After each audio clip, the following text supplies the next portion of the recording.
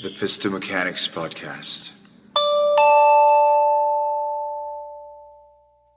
This is not the show you've been waiting for. This is the show already running you. Together we built this clumsy civilization, belief by belief. Now we take the reins, starting with the one machine nobody taught you to drive, your own mind. Welcome to the Pistomechanics podcast. Today we will explore what the engineering of belief is and why it moves everything. Picture a dense, really humid rainforest. Okay, from there. Right. And you were watching this troop of chimpanzees just, going about their day. Mm-hmm. And if you pay really close attention to how they interact, you'll notice they spend this enormous amount of time just picking through each other's fur. Yeah, mutual grooming. Exactly. Mutual grooming. It's a very slow, highly physical, like one-to-one bonding process. And that physical touch builds trust. Right. It's the social glue holding that small society together. But because there are only so many hours in a day, right? A chimpanzee can only groom so many peers. Yeah, there's a cap on it. Right. So the troop hits this hard mathematical ceiling. Once they reach, a few dozen individuals, the physical bonds stretch way too thin, the trust fractures, and the troop literally violently splits in two. Because it's a biological limit. I mean, it's Yeah. imposed by their environment and just their strict capacity for connection. They're completely tethered to the physical world. Right. So now, hold that image of the fractured chimpanzee troop and instantly transport yourself to a modern 90,000-seat football stadium. Oh, wow. Okay, quite a shift. Right. You are standing in the middle of a massive crowd of human beings. None of these people have ever met. None of them have ever groomed each other. Thankfully. Yeah, thankfully. Yet they are all wearing the same colors. They're moving in perfect unison and roaring at the exact same moment. They are cooperating in a way that completely defies the limits of biology. I am your host, and welcome to the very first episode of the Pistomechanics podcast. That's a heavy word. It is a highly unusual word. You have almost certainly never heard it before. But I promise you, by the time we finish this conversation today, you will understand exactly what that word means and why understanding it might be, honestly, the most vital thing you have never been taught in school. Mm-hmm. But to get to the meaning of the word, we really have to establish the foundation of our entire series. So what is the core mission of Chapter 1? So the mission today is to essentially plant a flag in the ground. We need to establish one single, unshakable claim. Okay, what is it? The claim is this. Engineering belief is humanity's oldest, most consequential art. Wow. Yeah. The society you live in, the desires you feel, the political structures you inhabit, none of this is an accident of history. It's not just things happening. Exactly. It isn't just organic human nature unfolding on its own. Yeah. The engineering of belief is a deliberate, conscious practice. It has been executed by philosophers, teachers, states, companies, and leaders throughout all of recorded history. And I want to draw a very clear boundary for you as you listen today, just to set expectations. We are not going to look under the hood at the technical layers of how belief works mechanically in the brain. No, not today. Right. We aren't going to get bogged down in psychological jargon or like these step-by-step installation process. That is what the rest of the series is for. Right. Today is strictly about proving that this art exists, that it has always been practiced, and that the instruction manuals for how to do it are sitting right out in the open. And establishing that boundary is critical.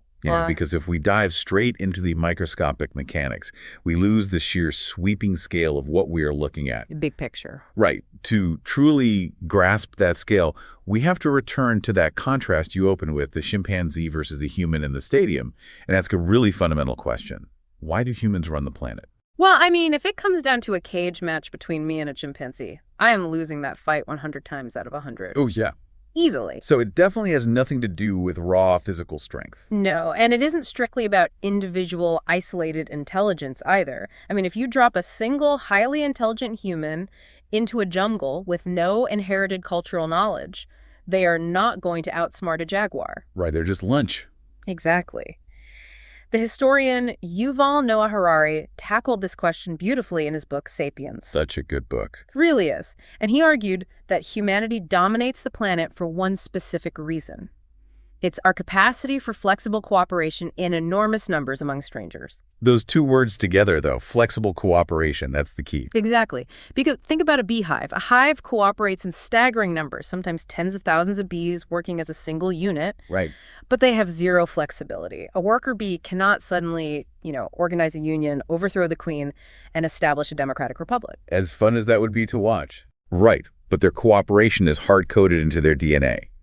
On the other hand, consider a wolf pack. Okay. A wolf pack is flexible. They can change their hunting tactics based on the terrain or the prey, but they can only cooperate in tiny, intimate numbers. Humans are the sole species on Earth that can cooperate flexibly in groups of millions. And Harari's massive insight, honestly, the observation that completely rewired how I see the world is that this flexible, large-scale cooperation runs entirely on shared fictions. Yes. We are talking about constructs that simply do not exist in the physical world. Money, national borders, corporations, human rights. None of them exist as physical matter. They only exist in the shared imagination of the collective. Let's make this tangible because it can sound a bit abstract when you just list them off. Yeah, let's ground it. If I walk outside and pick up a heavy stone from the garden, that stone exists regardless of my opinion of it. A bird can land on it, a dog can sniff it. It is objective physical reality. Now, I reach into my pocket and pull out a $100 bill. What is it? Physically? Paper. Right. It is a piece of paper. It's a blend of cotton and linen with some ink stamped on it. If I drop it in the jungle, a chimpanzee will just walk right over it. Or eat it. It has zero intrinsic physical utility. But because you, me, the barista at the coffee shop, and the central banking system all coordinate our belief that this specific piece of paper holds value, I can trade it for physical reality. Yes. I can buy that stone. I can buy a meal. I can buy a house. And the exact same mechanism applies to geography. You can walk across a grassy field in Europe. Physically, the dirt is the same. Yeah. The grass is the same. The air is the same. Yeah. But because of a shared fiction, you've just stepped out of France and into Germany. Wow. Yeah. And suddenly, the language you expected to speak changes. The laws governing your behavior change. The currency changes. And the military jurisdiction changes. All of these massive consequential shifts happen based entirely on an invisible line drawn on a map that we all collectively agree to hallucinate together. It's wild. The paradox here is almost funny when you really think about it. These completely invisible, fabricated beliefs command infinitely more loyalty and move vastly more physical muscle than any tangible object on the planet. Oh, completely. Like, nobody is going to strap on a uniform, march across a continent, and lay down their life for a specific rock. No. But millions of people will eagerly go to war for the shared fiction of a nation, a flag, or an ideology. Which brings us right back to the technology of scale. You mentioned the chimpanzee troop maxing out at a few dozen members because they rely on physical grooming. Right.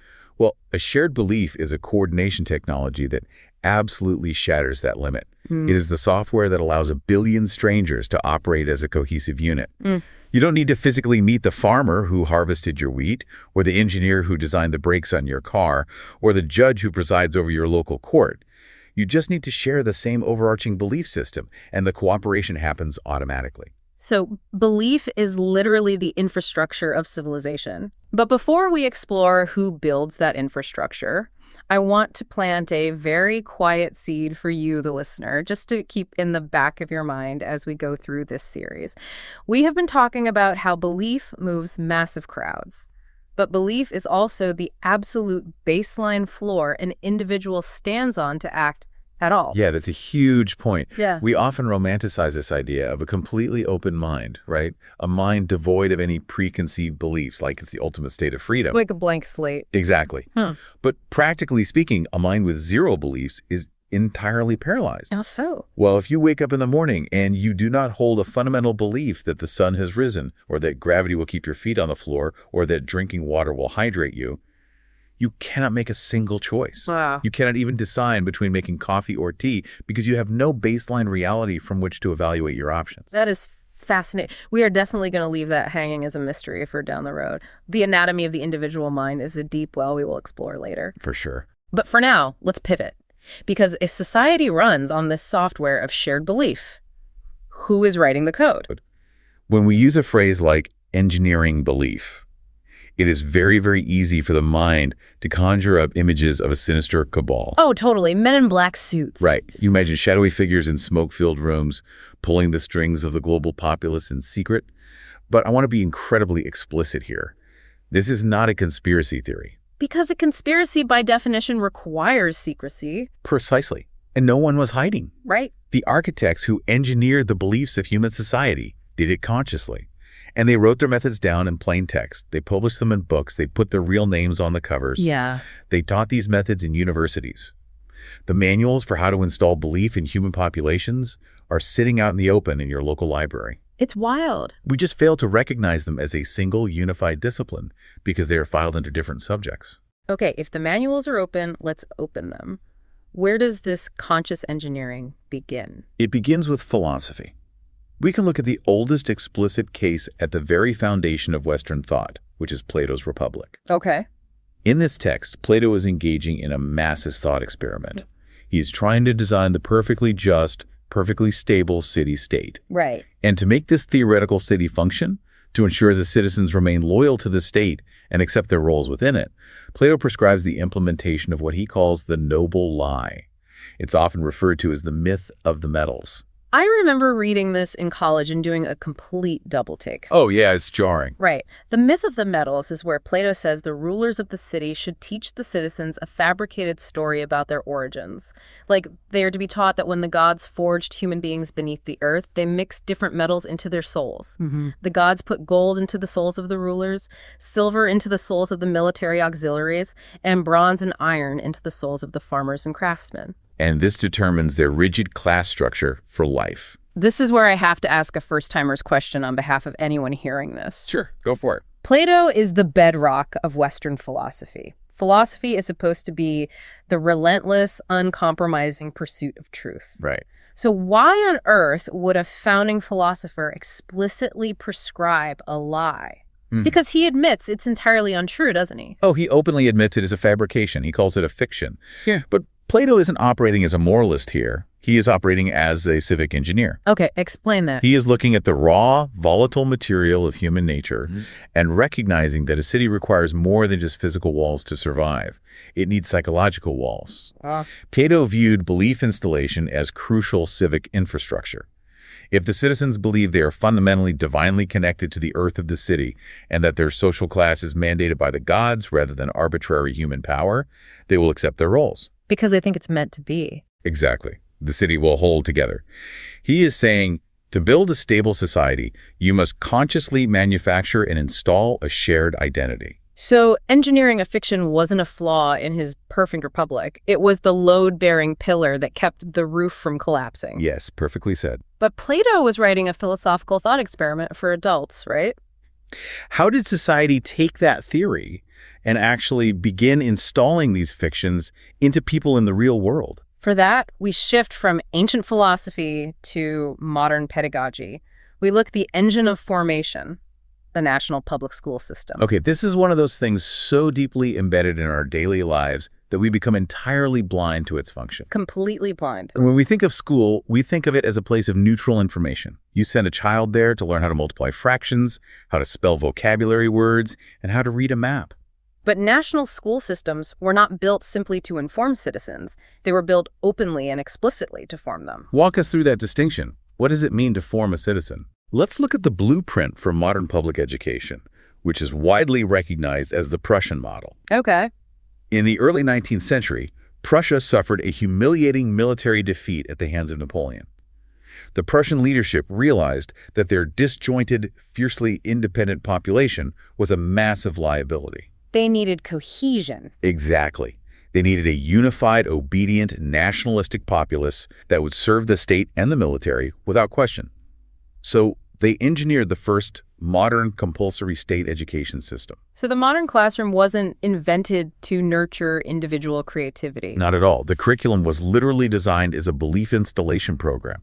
It had a massive state budget, stated goals, and a standardized process. Wow. When you look at a national curriculum, honestly, any national curriculum, you are looking at a meticulously curated narrative. You are taught a highly specific version of your country's history. You're taught which wars were noble and justified, which historical figures are unquestionable heroes, and what specific values define a good citizen. Yeah, that makes sense. This is not a neutral dispensing of facts. It is the conscious installation of a shared identity and a shared history designed to make millions of children from vastly different regional and economic backgrounds grow up believing they belong to the exact same tribe. It is Plato's noble lie, mechanized, industrialized, and run at massive scale. Yes. And again, this isn't a hidden agenda. You can go read the foundational documents of early educational reformers. Their stated goal was the engineering of social cohesion. Exactly. Which brings us to an arena where this engineering strips away all of its polite academic wrapping paper. Let's talk about the state and warfare. Okay. If you want to see belief engineering in its rawest form, look at how militaries operate. Let's go back about 2,500 years to ancient China, to a manual that is still taught in military academies today. Sun Tzu's The Art of War. Right. Sun Tzu lays down a core doctrine in that text. All warfare is based on deception. The supreme aim of a general is not to clash swords on a battlefield. The supreme aim is to control what the enemy believes. Because if you control their belief, their actions are already yours. Precisely.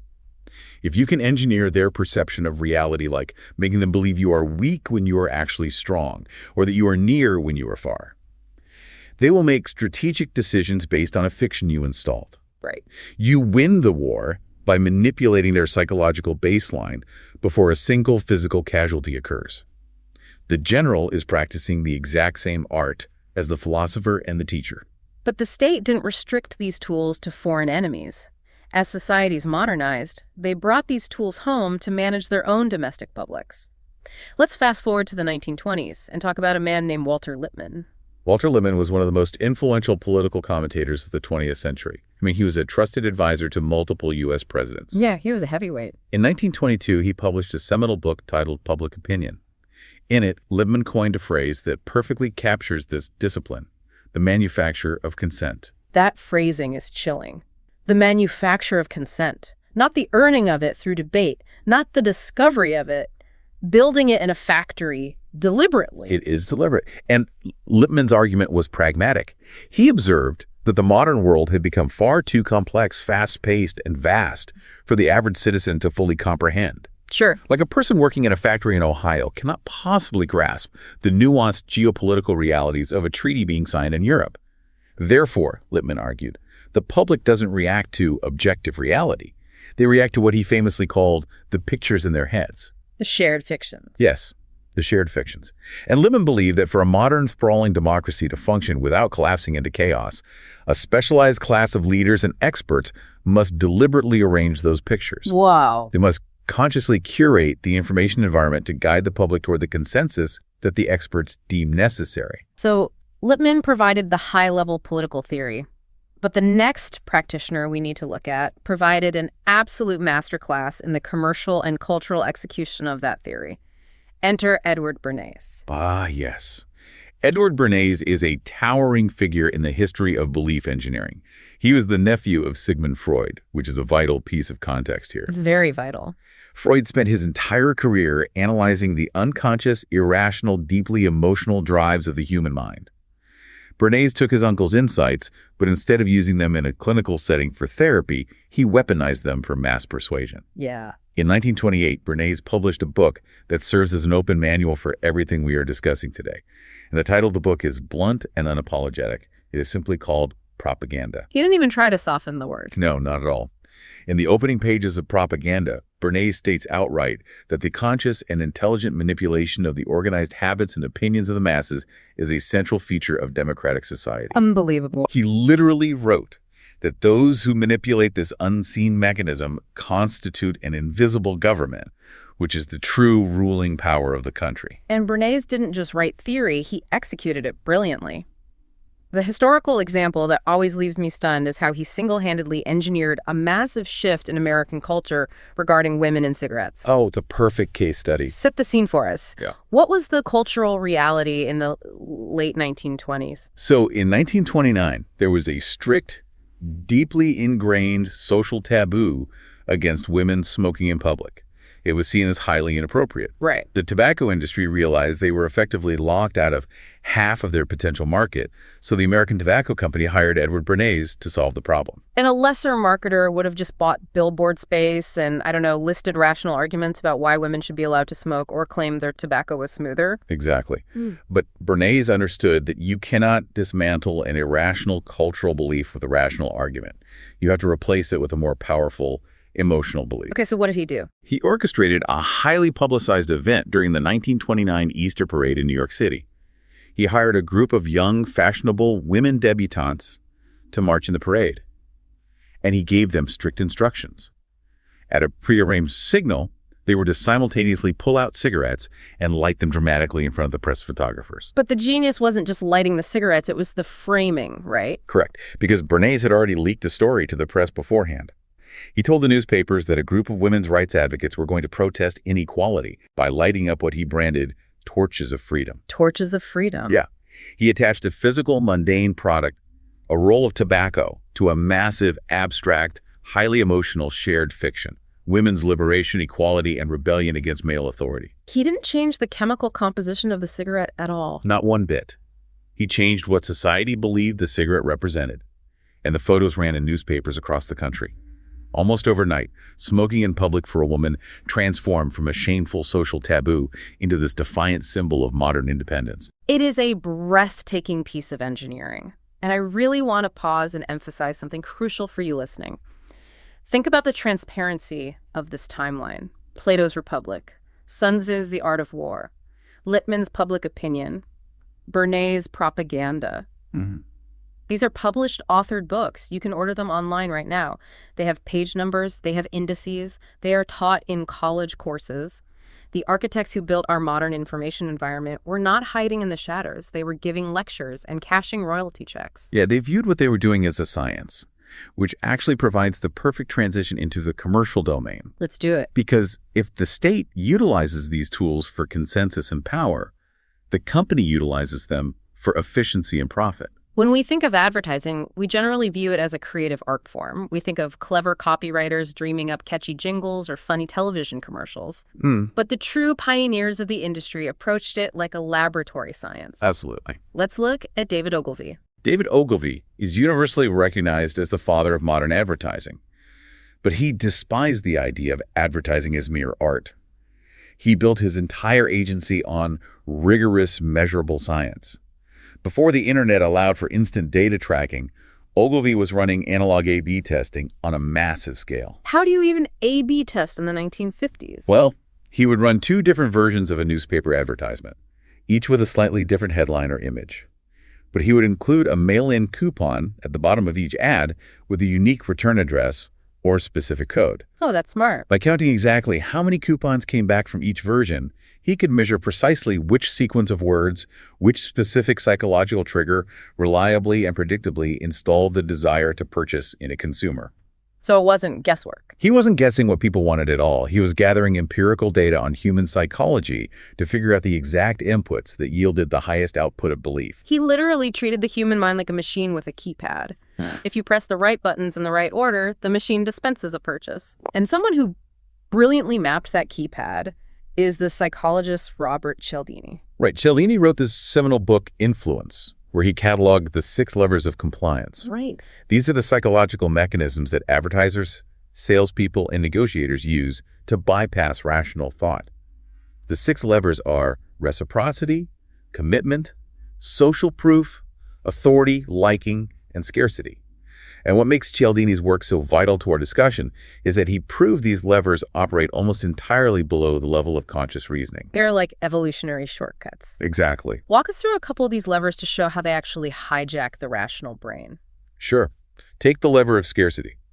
If you are browsing a website for a hotel room and a red banner flashes saying only 2 rooms left at this price, Yeah. your biological heart rate actually elevates. Oh, I felt that. The panic clicks in. Yes. The logical, modern part of your brain might know this is a marketing tactic and might reason that there are plenty of other hotels available, but your deeply installed evolutionary software equates scarcity with danger. Like, if food was scarce, you died. Wow. That primal belief bypasses your logic entirely and forces an immediate action. You click book now because your nervous system demands it. Oh, social proof, right? Or social proof is a big one.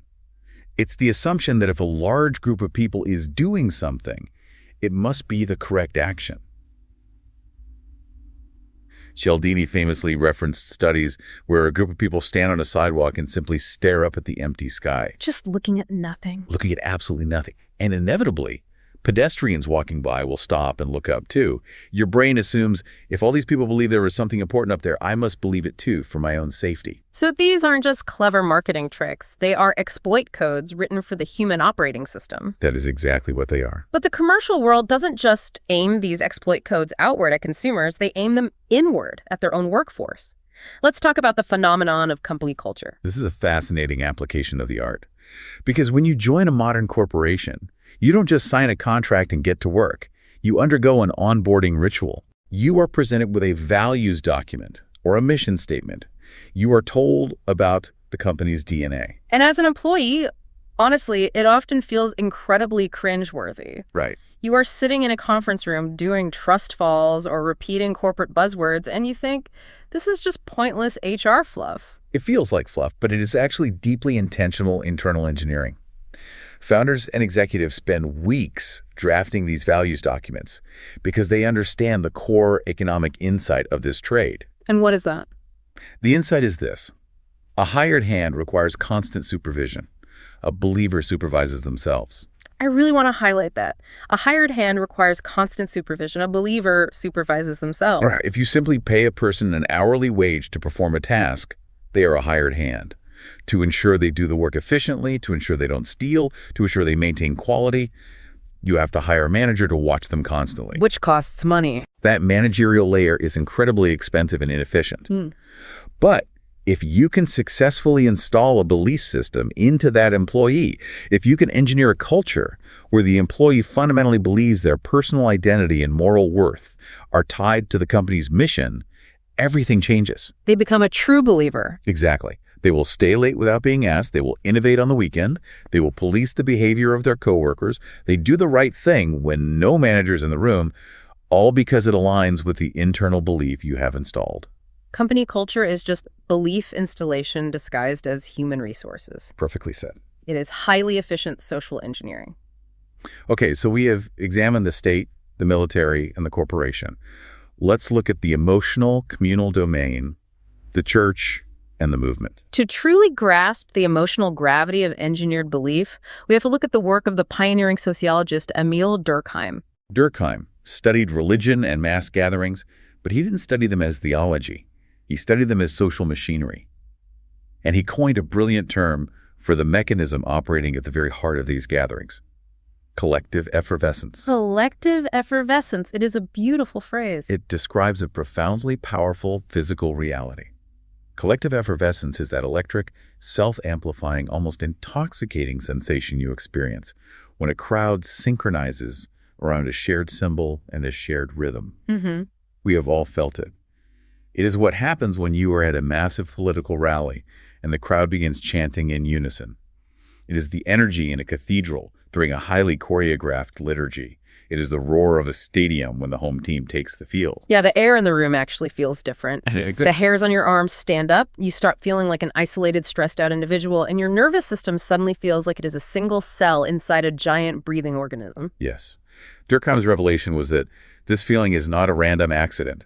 It is engineered. Wow. The soaring architecture of a cathedral, the repetitive rhythm of a chant, the deliberate pacing and crescendo of a political speech, the synchronized lighting at a concert. These are all precise tools designed to generate collective effervescence. To make you feel that unity. Right. And when thousands of people experience that intense, euphoric, synchronizing emotion together, the shared belief they hold is cemented onto their identity on a primal physiological level. It is the engine that drives mass movements. Okay, I have to stop us right here. Because as we lay out this massive survey, from the myth of the metals to Prussian schools to manufacturing consent to engineering desires to whipping up crowds with collective effervescence, I can hear a first-timer's question screaming in my own head. Let's hear it. And if you are listening, you are probably feeling it too. Isn't this all just propaganda? Isn't this just a dark, sinister set of tools that manipulative people use to trick innocent people. Yeah, that is the most natural reaction to have when you first see all of this laid out. It really is. Yeah. But to understand this discipline, it requires a significant mental reframe. Okay, help me reframe it. Propaganda is just one room inside a much larger house. If you want to view this objectively, you must separate the mechanism from the moral intent of the user. The exact same underlying architecture of belief engineering that builds a totalitarian regime is what builds a public school system. Right. The exact same mechanism that drives a manipulative cult is what drives a global humanitarian movement. It is like the laws of physics. Gravity is not evil because it can pull a passenger plane out of the sky. Exactly. Gravity is also what holds the moon in orbit and keeps the oceans in their beds. It is completely neutral. It is just a force. Precisely. Belief engineering is not a dirty word, nor is it inherently malicious. It is simply an objective description of a universal human process. The only reason we fail to see it as one unified discipline is because academia and history file the manuals in different buildings. Oh, that makes so much sense. Right. We put Plato in the philosophy department, Sun Tzu in military history, Bernays in public relations, Ogilvy in marketing, and Durkheim in sociology. We never put all of their books on a single table and realized they were all drawing blueprints of the exact same human machine. And now we're going to look directly at how that machine operates inside an individual. We're going to slow our pace down right here, because this next concept is the central pivoting insight of this entire episode. Let's talk about the identity subroutine. This is the ultimate realization that every master practitioner, from the general to the ad man, eventually arrives at. Once a belief is successfully installed in a person, their thoughts, their defenses, and their actions are largely settled in advance. They don't even have to think about it anymore. Exactly. The believer doesn't actually consult the raw, objective reality of a new situation. They consult their identity. To show how this universal machinery works, let's walk through the most ordinary, mundane act imaginable. Let's look at a person sitting at their kitchen table, drinking coffee, scrolling on their phone, and about to post a comment online regarding a breaking news story. Okay, picture them. The assumption we all make about ourselves is that this person reads the article, weighs the varying facts, considers all potential angles, and then asks themselves a rational question. What, all things considered, do I actually think about this? That is the narrative we tell ourselves, for sure. We believe we are autonomous, rational actors reasoning from first principles on a case-by-case basis. But that is rarely what the machine is actually doing. Instead, in a fraction of a second, without even noticing the mental shift, the person runs a subconscious subroutine. The question they actually ask themselves is, what does someone like me say here? Someone like me. That is the pivotal phrase. The installed identity supplies the answer, the vocabulary, and the emotional tone before the person's critical reasoning even arrives on the scene. And I want to be painstakingly clear as we describe this. This is not a critique of any specific political side or demographic. Not at all. This is universal human machinery. No one is immune to this subroutine. If we look at a left-wing identified person, they read a news article and their brain runs the subroutine. What does someone with my progressive values, someone who aligns with these specific social justice causes, say about this issue? And their identity instantly hands them the culturally appropriate talking points and the exact flavor of outrage required for that identity. And the very same moment, the right-wing identified person runs the exact same subroutine. They read the exact same news article, and their mind asks, what does someone with my conservative values, someone who defends these specific historical traditions, say here? Right. And their identity hands them a completely different, but equally prepackaged, automated response. It applies across every facet of life. The consumer standing on the showroom floor of a car dealership isn't just looking at the horsepower and fuel efficiency. They are running the subroutine. What does a person like me, a successful tech executive or a rugged outdoorsman or an eco-conscious parent drive? The identity chooses the car.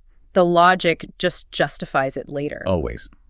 The professional sitting in a boardroom facing an ethical dilemma asks, what does someone in my position at this level of management do? The identity dictates the action. Both of us sitting at these microphones run this software. You, listening to this right now, run this software. We run it because it is biologically necessary. I mean, the human brain consumes a massive amount of energy. We cannot evaluate every single input, every piece of news, every consumer choice from absolute scratch. It would be paralyzing and exhausting. You'd never get anything done. Exactly. So we rely on the installed identity to act as an algorithmic shortcut to make the decisions for us. So if beliefs make decisions and not people, that completely explains the economy of control. This is why every master of this art converges on this specific strategy. Think about the alternative. Commanding actions through brute force is incredibly expensive. Yeah. If a state wants to force a population to act a certain way against their beliefs, they have to stand over them with a weapon. Yeah. If a company wants to force an employee to work hard against their will, they have to threaten their paycheck. You have to enforce the rule forever, and the very moment you look away, the action stops. But installing a belief is incredibly efficient. If you tell someone what to believe and you successfully install that identity, the desired actions arrive for free. Free and automated. They are self-enforced. The person will proudly defend those actions as their own character, their own morality, or their own freedom. This is exactly why Edward Bernays said that the intelligent manipulator does not argue with opinions. Arguing is a complete waste of time because you are attacking the identity directly, which just causes the person to raise their psychological shields. They just dig in deeper. Right. Instead, you engineer the environment in which the opinions form. You change the underlying assumptions of the culture, and the opinions of the individuals naturally shift on their own to match the new environment. It is the ultimate leverage. So, we have established that belief is incredibly powerful, that it shapes reality, and that it is consciously engineered by practitioners who know exactly what they are doing. But before we close, we have to introduce a crucial reality check. We do. Because if we stop the conversation right here, we risk making this sound like magic. Sorry, let me rephrase that. If we just stop here, it sounds like we are endorsing pseudo-mystical concepts. Like wishing things into existence. Yeah, it sounds like we're saying if you just close your eyes and believe something hard enough, the universe will magically rearrange itself to provide it. And that is absolutely not what we are saying. Not at all. To prove two things simultaneously, that belief is the strongest force on Earth, and that it is bounded by the laws of physics, we are going to look at a matched pair of historical cases. Let's start with case one, which is the verifiable triumph of belief. The cities. Let's look at Chicago and Manhattan. Okay. In October 1871, the Great Chicago Fire decimated the city. It burned the central business district to the ground.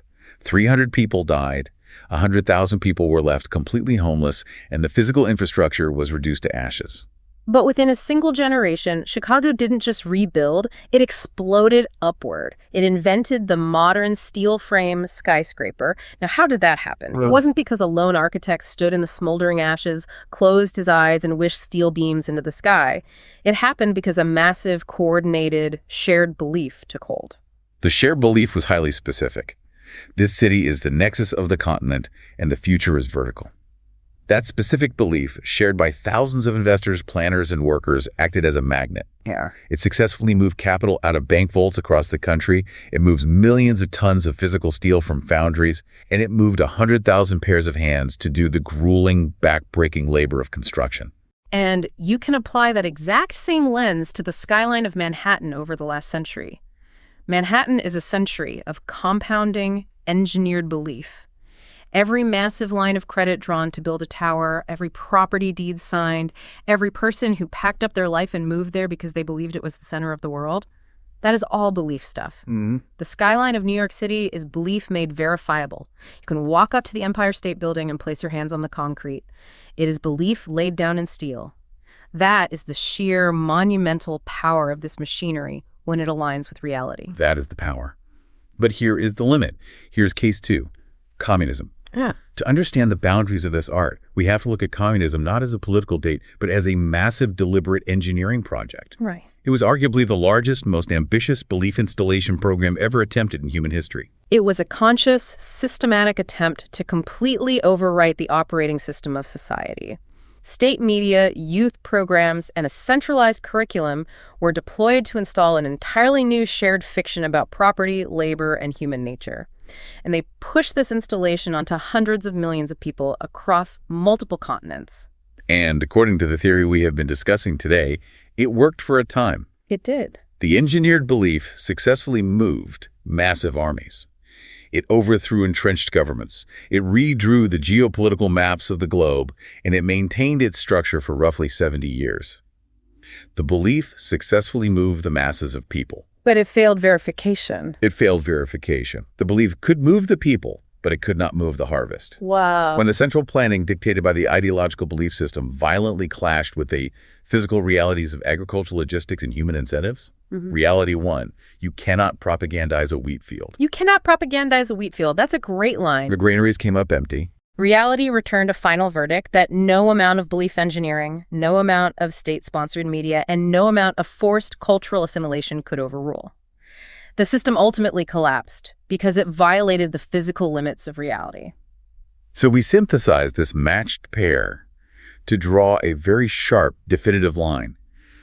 Belief moves the world by moving the people who build the world. But reality still grades the final result. Right. You can engineer a society to believe they have sprouted wings, and you can organize 1 million people to march off a cliff together. The belief moves the people perfectly, but gravity will grade the result at the bottom. That perfectly separates what we are talking about from magic. It is engineering. Real, hard, consequential engineering. Let's step back and survey the massive territory we have covered today. We have looked at the general commanding the battlefield, the philosopher designing the republic, the teacher forming the citizen, the ad man testing the headline, the founder writing the culture document, and the priest synchronizing the crowd. They were all standing in separate rooms, holding vastly different tools, but they were all reverse engineering the exact same human machine. But because they were siloed in those separate rooms, this overarching discipline has never had a single unifying name for the public. Until now. This is the moment I promised you at the very beginning of the episode, the reveal. What does the strange title of this show actually mean? What is the word for the unified study of everything we've talked about today? The word is Pistomechanics. It is built from 2 ancient Greek roots, pistis, which translates to belief, faith, or trust, and mechein, which means craft, machine, or technique. Pistomechanics. Pistomechanics. Clean, natural 4 syllables. It is the study of how belief is engineered. It is the name of this discipline, and it is the name of this show. And now that you know what it is and you see that it is operating everywhere, I want to leave you with a reality that is, frankly, a bit chilling. The library of manuals that all these practitioners wrote, the works of Plato, Sun Tzu, Bernays, Ogilvy, Cialdini, is wide open. And the digital algorithms that currently run our social media feeds, our search engines, and our digital lives, they have already read that library end to end. The algorithms do not have politics, and they do not have feelings. They are highly efficient, relentless optimization engines. Yeah. And through billions of daily iterations, they have learned exactly how to run pistomechanics at an industrial speed and scale that would absolutely terrify Edward Bernays. Oh, complete. They know precisely which inputs trigger which identity subroutines to maximize your engagement and shape your consensus. Yet, most of the public that this invisible machinery is being run on every single day doesn't even know the library exists. We are subjects in a massive, ongoing engineering project, and we can't even see the scaffolding around us. But that is exactly why we are here. That is why we are here. I want to land on a final, empowering thought for you to take away today.